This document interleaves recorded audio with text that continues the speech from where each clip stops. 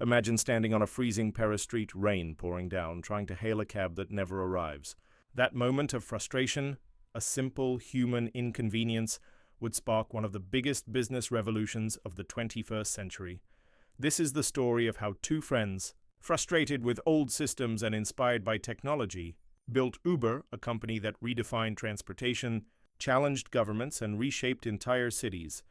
A story of vision, controversy, disruption, and global dominance, where one idea didn't just create an app, but changed how the world moves. Welcome to Next Generation.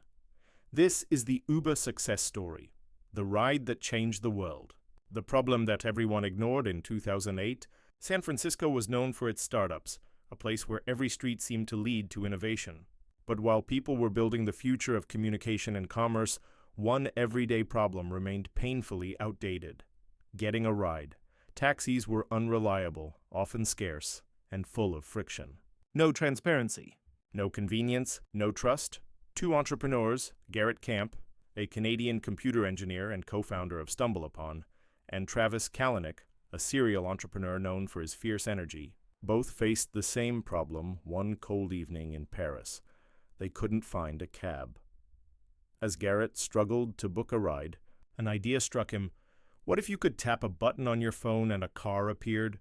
That spark would ignite a billion-dollar storm. The first idea, Uber Cab, back in San Francisco, Garrett couldn't stop thinking about the idea. He started sketching designs, mapping out a system where users could connect to drivers directly through an app. He called it Uber Cab. The concept was simple: use GPS to locate nearby black cars, let customers request a ride, and charge them automatically through the app. To most people, it sounded too ambitious. To Travis Kalanick, it sounded revolutionary. When Garrett pitched the idea to him in 2009, Travis was intrigued. He'd been burned before. His previous startup, Scour, had been sued by Hollywood studios, but he saw something powerful in this idea: a simple app that could move the world. Together, they decided to build it, building the foundation with limited resources. The team began coding the first version of Uber Cab. They focused on premium black car services, targeting business professionals who valued time and reliability. Their early motto was simple: everyone's private driver. In March 2010, Uber Cab went live in San Francisco. They tested the app among a few hundred friends and local tech enthusiasts. The moment users saw a sleek black car arrive at their doorstep just minutes after tapping a button, they were hooked. Word spread quickly through the city's tech scene. Entrepreneurs, investors, and influencers began using it and talking about it on social media. Uber Cab wasn't just a transportation app, it felt like magic. The first roadblocks as the company grew, so did the challenges. Taxi unions and regulators didn't like this new competition.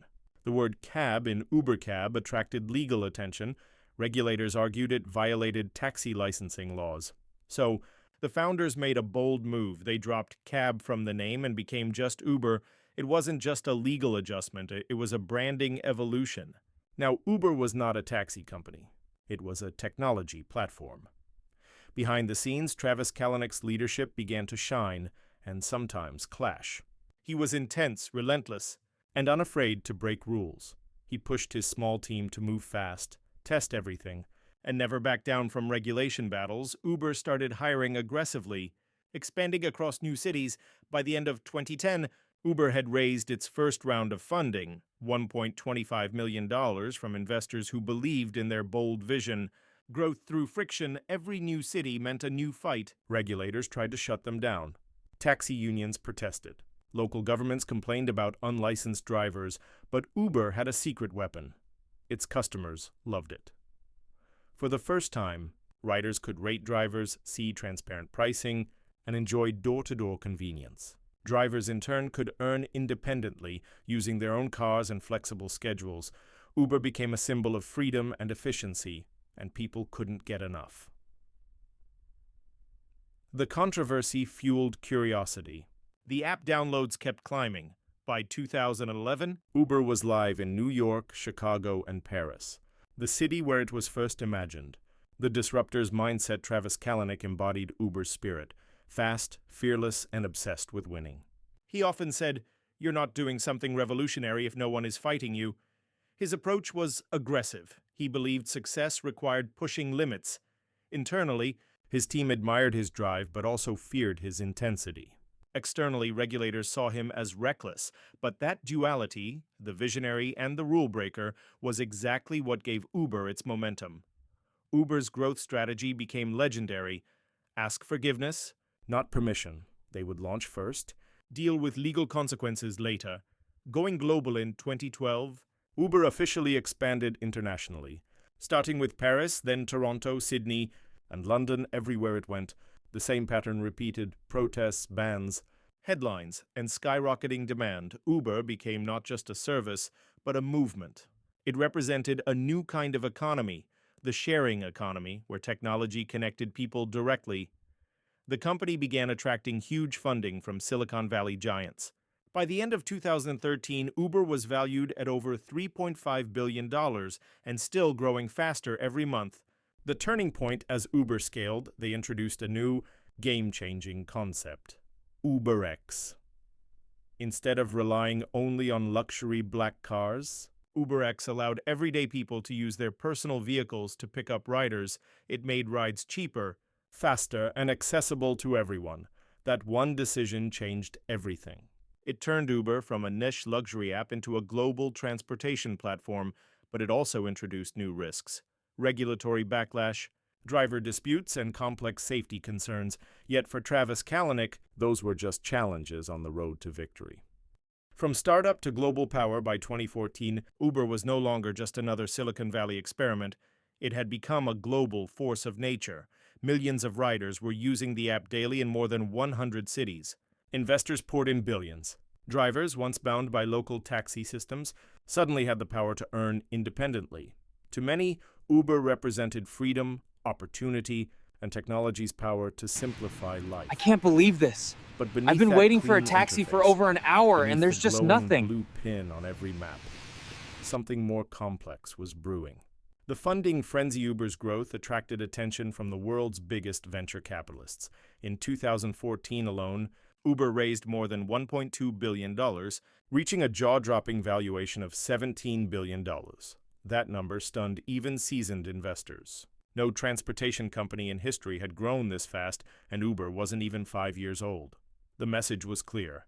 Uber wasn't just a ride-hailing service, it was a movement to redefine mobility.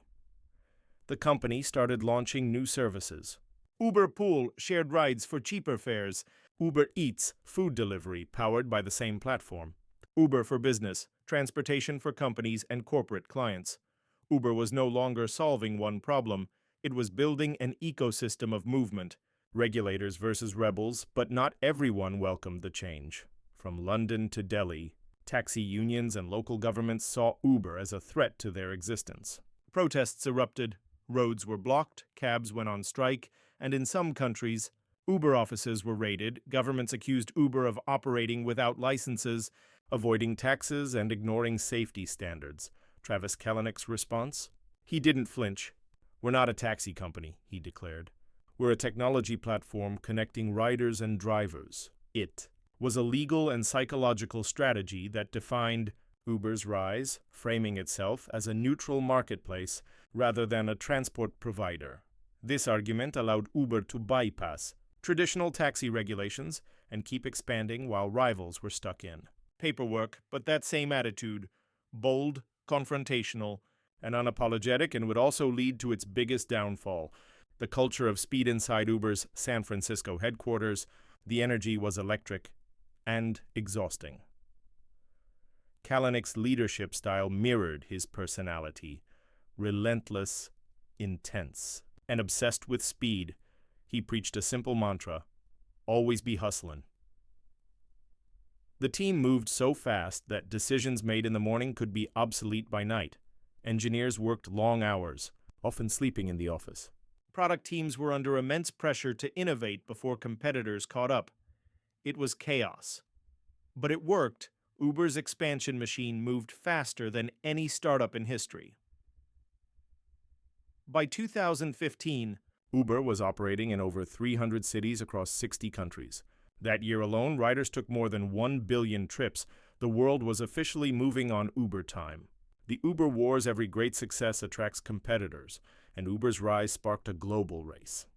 In China, a homegrown rival emerged, Didi Chuxing. In Southeast Asia, there was Grab. In India, Ola. In the US, Lyft positioned itself as a friendlier, more community-driven alternative. Instead of retreating, Uber fought back in every market, often burning millions of dollars per week on promotions and driver bonuses. It was business warfare at a scale Silicon Valley had never seen. Kalanick called it the ride wars.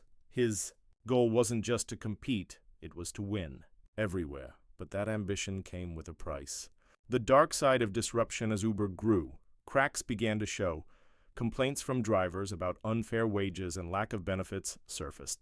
Media reports accused Uber of fostering a toxic, aggressive workplace culture. Internally, competition was fierce. Some employees thrived under the intensity, while others burned out or quit. The company's aggressive tactics, once admired, started attracting public criticism, and when regulators investigated Uber's practices, they found questionable strategies like Grayball, a secret program used to evade law enforcement in cities where the app was banned. It was brilliant technology, but it painted Uber as a rule breaker that refused to play fair. The same rebellious energy that fueled its rise was now turning into a liability. Cracks at the top. By 2016, Uber's internal culture had become a storm. High-level executives clashed, HR complaints piled up, and media scrutiny intensified. One former employee's public blog post about workplace harassment went viral, sparking outrage and internal investigations. It was a turning point. The world began to question whether Uber's success had been built too recklessly. At the same time, a self-driving car accident during a test program further damaged Uber's reputation. Travis Kalanick, once seen as the bold hero of Silicon Valley, became the face of toxic startup culture. Investors began losing confidence. Moments of reflection privately, even Kalanick began to feel the pressure. He had built an empire from scratch, but the faster it grew, the harder it became to control. In board meetings, tensions were rising. Investors demanded more discipline, more ethics, and more structure. But Uber had always been about chaos, and Kalanick was the chaos. In one rare interview, when asked about the company's controversies, he said quietly, "I made mistakes, but my intention was always to make people's lives better." That moment revealed something raw and human behind the aggressive exterior. A founder who had changed the world, but at great personal cost. The global impact, despite all the drama. One truth remained: Uber had changed how humanity moves. Cities functioned differently.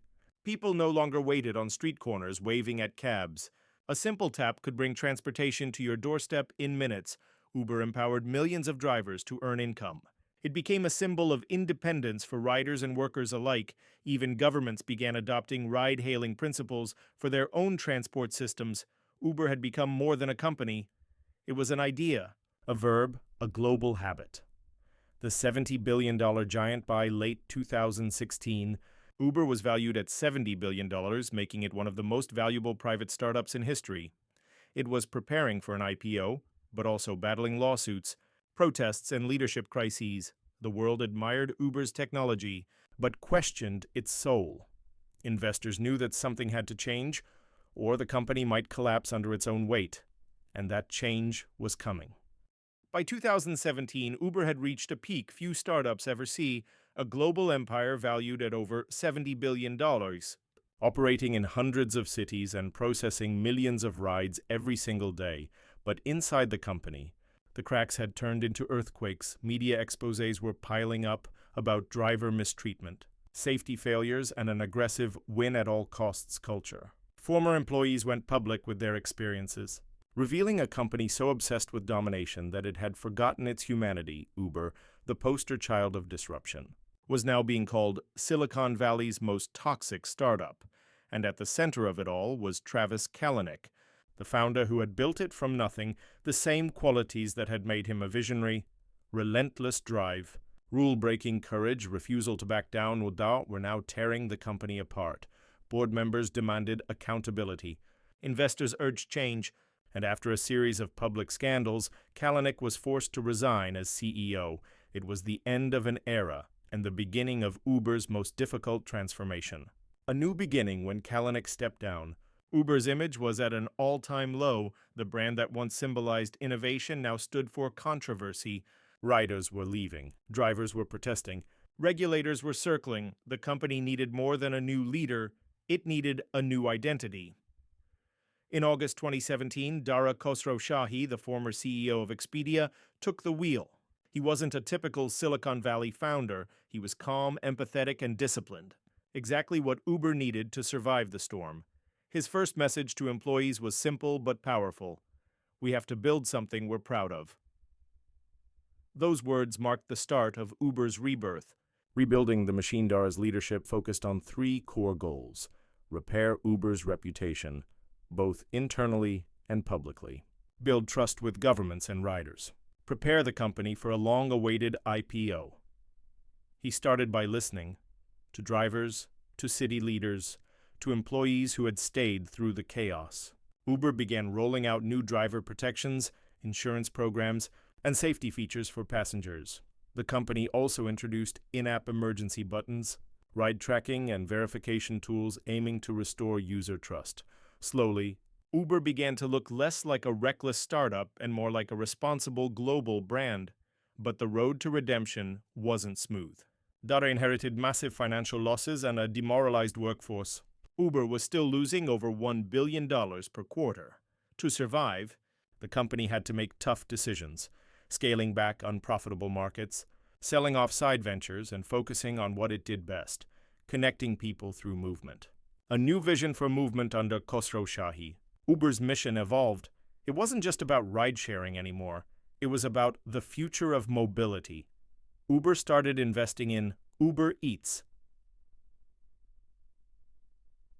which soon exploded in popularity. Self-driving car research, electric scooters and bikes, partnerships with public transit systems. Uber's goal was to become the Amazon of transportation, one app for all forms of movement.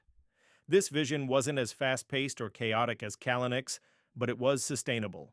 It focused on integration, safety, and long-term growth rather than domination. The IPO moment after years of anticipation, Uber finally went public in May 2019. It was one of the most highly anticipated IPOs in tech history. But when the stock hit the market, the reaction was lukewarm. Investors were skeptical about profitability. Uber's first day ended with a drop in share price, a humbling moment for a company once hailed as unstoppable. Yet, despite the rocky start, the IPO gave Uber the resources to stabilize and evolve. It was no longer a wild startup. It was now a public company accountable to the world. The pandemic shocked just as Uber was rebuilding its footing. The world changed overnight. In early 2020, the COVID-19 pandemic brought global travel and Uber rides to a near halt. The company's core business collapsed. Rides dropped by over 80%. Thousands of drivers were suddenly out of work, but Uber's adaptability shone through again. As people stayed home, demand for Uber Eats skyrocketed. Deliveries became the company's lifeline. Drivers who once transported people now delivered food, groceries, and medicine. Uber had pivoted again, proving that its foundation wasn't just transportation, but connection. By 2021, Uber Eats was generating more revenue than rides. The company had survived its greatest crisis yet. The reinvention in the post-pandemic world. Uber emerged stronger, smarter, and more human. The company doubled down on safety and sustainability, introducing electric vehicle programs and zero-emission goals for 2040. It launched Uber Green, allowing riders to choose eco-friendly rides, and invested billions into EV transitions for drivers worldwide. Uber also expanded into logistics, freight, and global delivery, making itself a vital link in the new digital economy. Under Khosrowshahi, Uber wasn't just moving people, it was moving the world's commerce. The philosophy that changed everything. Uber's story had started with one man's frustration on a snowy night. But what it created was far bigger than convenience. It was a shift in human behavior. It changed how cities function, how people work, and how technology connects strangers safely and instantly. Uber proved that one bold idea could rewrite the rules of an entire industry, but also showed that disruption without responsibility leads to downfall. From chaos to culture, from rebellion to redemption, Uber had lived through every phase of modern entrepreneurship. And in the end, its greatest innovation wasn't the app, it was the resilience to evolve. The legacy today. Uber operates in over 70 countries and completes tens of millions of trips per day. Its platform connects more than 130 million active users, millions of drivers, and an entire ecosystem of restaurants, businesses, and partners.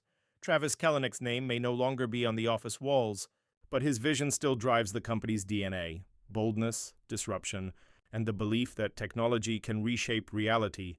Meanwhile, Dara Khosrowshahi's steady leadership has transformed that raw energy into sustainable progress. Together, the dreamer and the reformer, they represent the two sides of modern innovation: the fire to start it, and the wisdom to sustain it. Closing narration, emotional outro.